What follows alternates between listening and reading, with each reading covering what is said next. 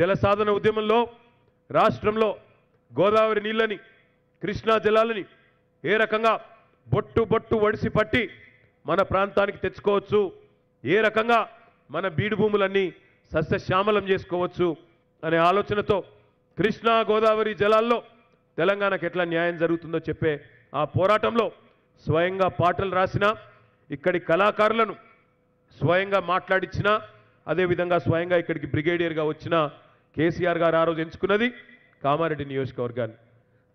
దాని తర్వాత ఒకానొక సందర్భంలో పార్టీ కార్యక్రమాల కోసం, పార్టీ యొక్క బహిరంగ సభల కోసం నిధులు సేకరించడానికి కూలీ పని చేయాలి అని పార్టీ పిలుపునిస్తే ఆ రోజు కూడా స్వయంగా కేసీఆర్ గారు ఇక్కడికే కామారెడ్డికే వచ్చి తాను స్వయంగా పార్టీ అధ్యక్షుడిగా ఇక్కడి నుంచే ఆ కార్యక్రమాన్ని ప్రారంభించిన విషయాన్ని కూడా నేను మీ అందరికీ గుర్తు చేస్తా ఉన్నా.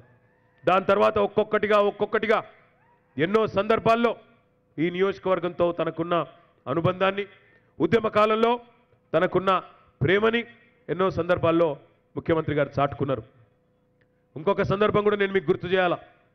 2004లో ఆనాడు తెలంగాణ ఇస్తా అని చెప్పి మాట ఇచ్చి, తెలంగాణ ఇస్తాను, ఇదివరకు చాలా ఏళ్ళు మోసం చేసినాం, దశాబ్దాలు మోసం చేసినాం, కానీ ఈసారి మాత్రం తప్పకుండా ఇస్తాం, ఎందుకంటే టీఆర్ఎస్ దెబ్బకు, ఆనాడు టీఆర్ఎస్ దెబ్బకు జడిసి భయపడి తెలంగాణ ఇస్తా అని చెప్పి పొత్తు పెట్టుకున్న పార్టీ కాంగ్రెస్ పార్టీ.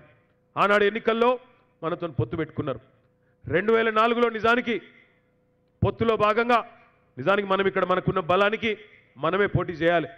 కానీ ఆనాడు కాంగ్రెస్ పార్టీ నాయకుడు, ఇవాళ బాగా మాట్లాడే ఎగిరెగిరి పడే నాయకుడు షబ్బీర్ అలీ ఆ రోజు కాంగ్రెస్ పార్టీ అభ్యర్థిగా పైనుంచి గులాం నబీ ఆజాద్కు చెప్పి, ఇంకోళ్ళకి చెప్పి పైరవి చేసి కేసీఆర్ గారిని బతిమలాడుకొని ఆఖరికి 2004లో మొత్తానికి కాంగ్రెస్ పార్టీ తరఫున పొత్తులో కామారెడ్డి సీట్ను తీసుకోవడం జరిగింది.